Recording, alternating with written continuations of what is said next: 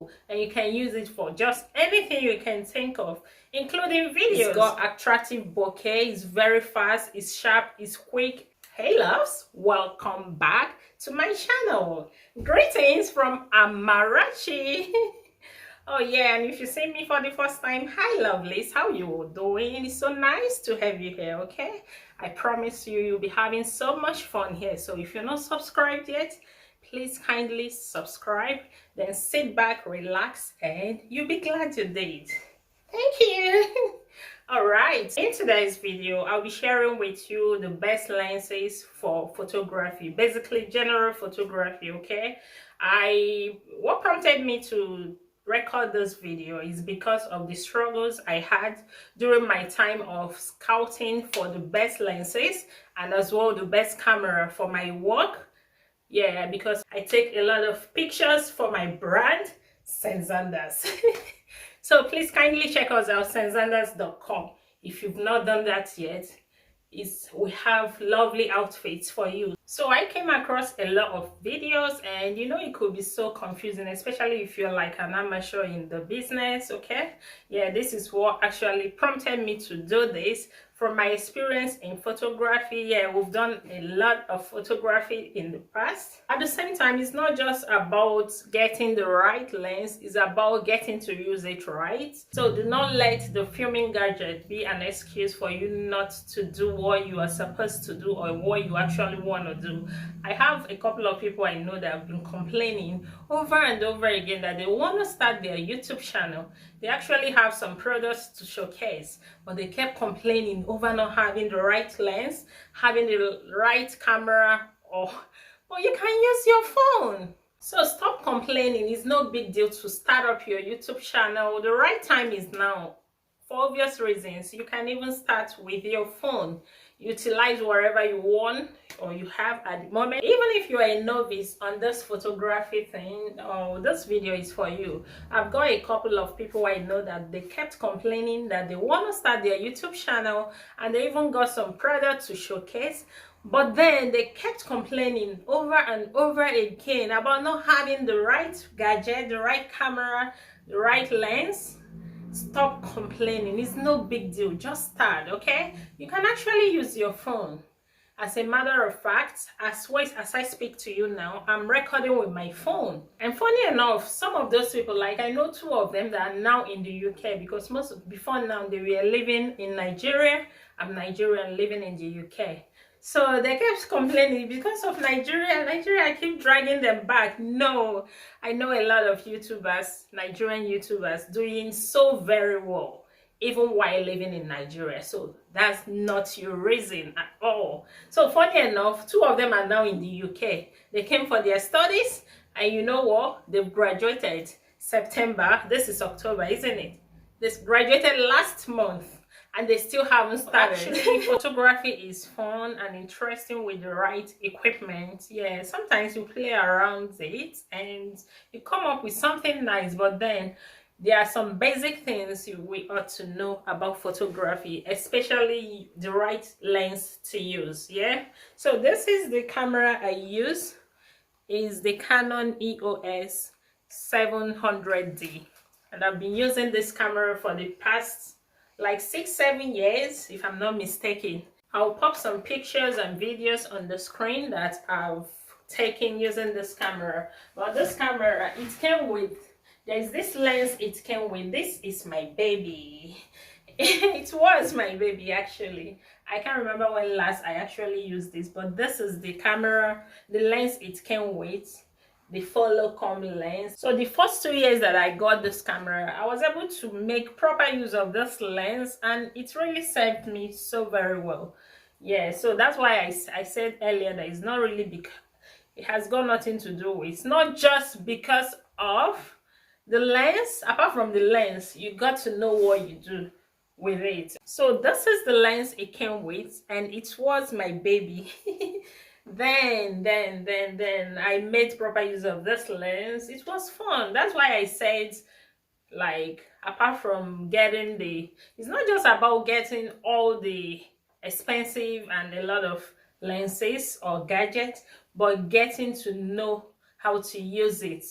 you can play around it, because like then I didn't know how to use it, but then I was able to figure it out. So this is the Canon 18 to 15 millimeter lens. All right, so these are the two lenses I'll be sharing with you today. There are a lot of lenses out there, but then for general photography, I highly recommend these two lenses.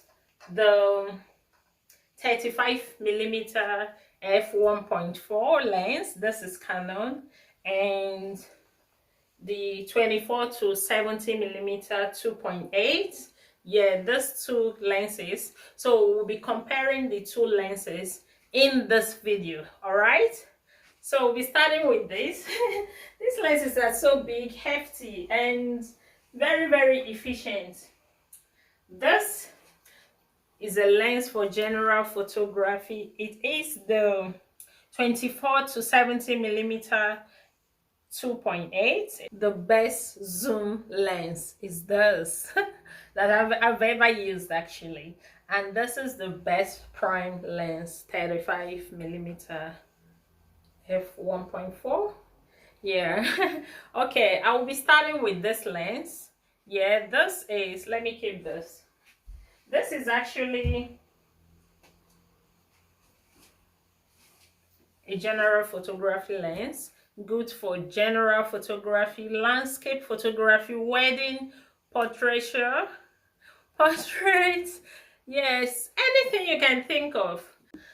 This is actually a zoom lens, big, heavy, sharp, excellent, effective, and highly recommendable lens. Yeah, is a full frame zoom lens and recommended for general photography. This is the kind of lens that you can just pick on a go, and you can use it for just anything you can think of, including videos.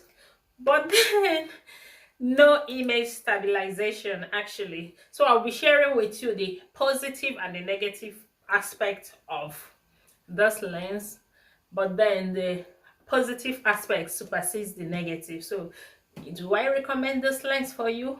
Yeah, and by the end of this video, I'll be sharing with you my best lens among the two, and obviously I'll pop some pictures or videos I've taken using each of these lenses on the screen for you. Like I said, this is the 24 to 70 millimeter f2.8 zoom lens, good for landscape photography, portraits, macro photography, and making videos, even for street and lifestyle photography.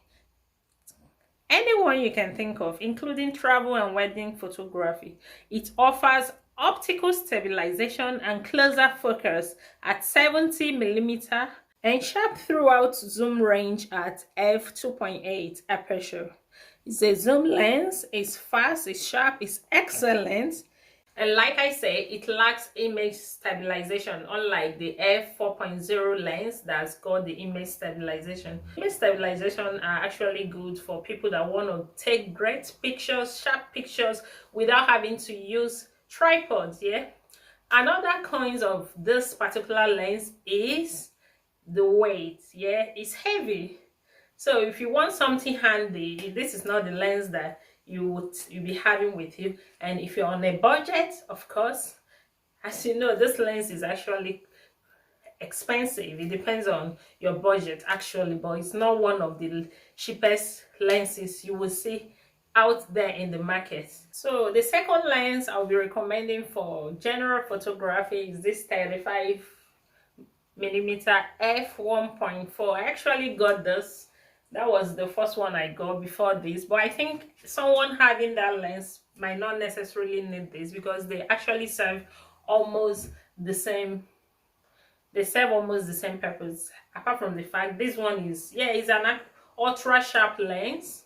Yeah, it's a prime lens. The other one is a zoom lens. This is a 35 millimeter f1.4. Is a prime lens, perfect for environmental photography. Yeah, group photography. Yeah. Yeah, ultra sharp, like I said.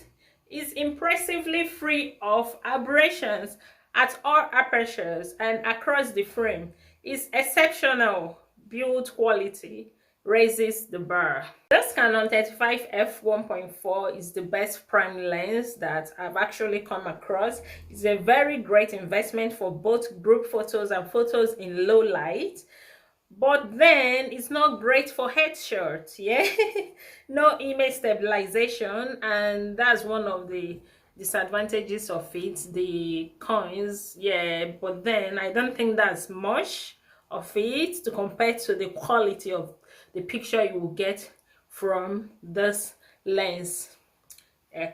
Yeah, so it's very sharp when used wide open, and with this lens you get blurry background, which so many people like. And I think blurry background is good for like fashion photography, when you want to concentrate on the cloth.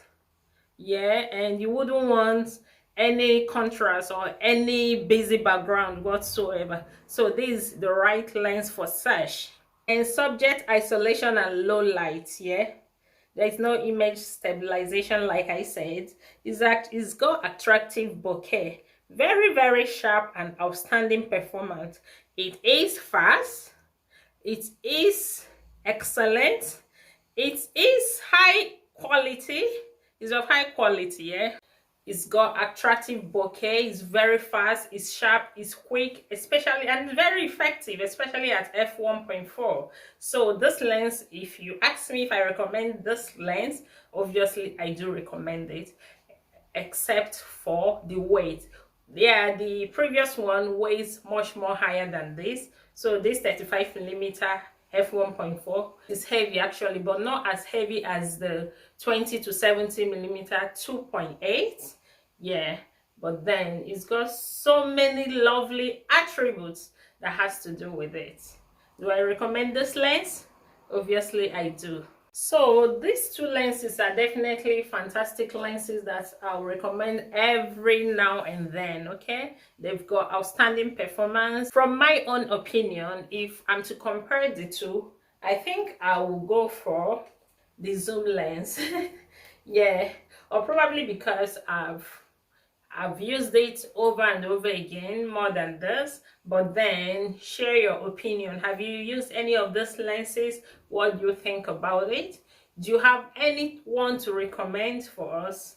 Yeah, please share your opinion, because I think it's better when one goes for one lens that could serve so many things all in one. Please, if you know of any lens that could serve just like this lens but of lighter weight, please, and of cheaper cost as well, please share it in the comments for us. Okay, yeah, thank you so very much. So between these two lenses, I actually prefer this. I don't know, I played my way around the two, and if I'm to pick between the two lenses, I should go for this, although this weight is much more higher than this. This is the prime lens and this is a zoom lens. But then, like I said, as we speak right now, I'm recording with my camera. It's not with my phone, rather. It's not even iPhone. I'm recording with my, I'll be showing you actually. I'm recording with my Samsung Note, is it Note 10? Either Note 9 actually. And yeah, so that brings us to comparing the iPhone 13 Pro Max and Samsung Note 10. I know the iPhone lovers won't want to hear this. They wouldn't want to hear this, but yeah, we'll be doing practical example for you to see with your two eyes. That's just being fair. Okay, I would actually want to add this as a plugin on this video for those of us, you and I, that love to complain now and then that we don't have anyone to help us with our pictures or our videos. Enough already, enough of that, because this tripod is a mini tripod actually, or monopod, could help you even if you want to do your photo shoot outside. Yeah, you can use this because there's this one as well, like this, that is called Gorilla Tripod. I will add a direct link, Amazon link of where I purchased this from in the description. Okay, it's not even expensive. I think I bought it like, is it 28 pounds or thereabouts? I can't remember, but it's between 20 and 30 pounds. Yeah, so the good thing about this tripod is you can use this without anybody's help because it has the ability to grasp, like it can fold, so you can actually use this on a tree, on anything. Okay, let me practicalize it using this. I'll be very careful so that this doesn't go down. Yeah, it's actually strong. So the good thing about this tripod is that you can use it both indoor for your outdoor photography, pictures and thereabouts, and you can bend it either ways, anyhow you want it. This is removable, so you can use it on the landscape, you can put it vertically or horizontally, either ways is fine. So if you want, or if you don't have anybody to help you with your videos or your pictures, you can actually use this for your outdoor photographies like this. So let's say there is a tree or anything that is out there, you can just hold this like this and you go on with your pictures. I just want to be careful, but I don't want to start moving the lens or the tripod I'm using at the moment.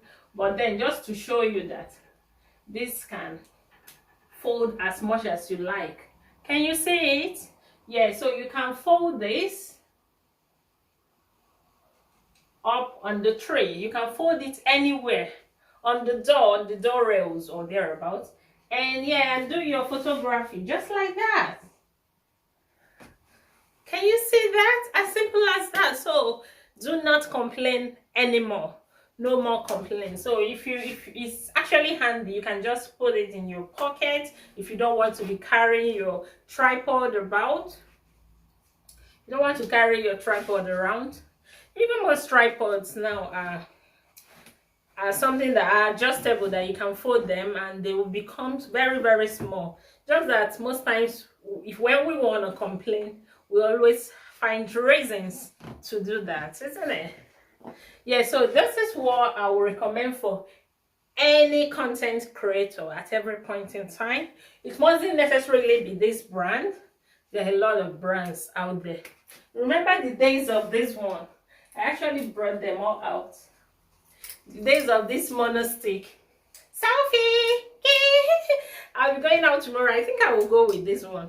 I didn't really use this because one thing with these devices, these things, equipment, that is, they keep upgrading every now and then. New ones keep coming out, so you will just buy the ones you actually need and leave the rest. But there's this joy that comes with upgrading your gadgets, upgrading your kit. All right, so I actually want this video to be short but very comprehensive at the same time. So that brings us to the comparison between the iPhone and Samsung phone.